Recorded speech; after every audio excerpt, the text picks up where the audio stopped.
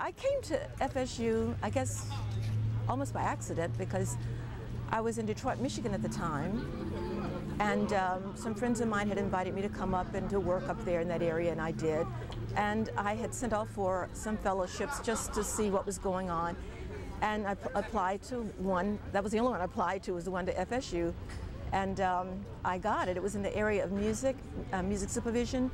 They were training for the nation, I guess you could say, music supervisors, and there were 15 of us chosen, and I thought it was interesting that I was the only black one in the group. We had a lot of our classes together. It was the first time I'd been in a class where it was a diverse group, because I was used to just being with black students. And I found that with me, there being 2 females in the group, the 2 of us became pretty good friends. And we spent a lot of time together. One of the things I learned from her was how much we had missed being black, as far as being able to matriculate into the community. There were times when she would invite me to go places or do things with her, and I realized that it was in a totally white environment. A lot of times I refused to go because I didn't know what would happen. I was torn between 2 things when I was here. One of them was the education that I was receiving, and the other was my family, because when I came, I had 4 daughters already, and I was expecting the 5th one. So I came here in 1969, in September 1969, and I finished basically with the program at the end of that particular school year, which was 1970.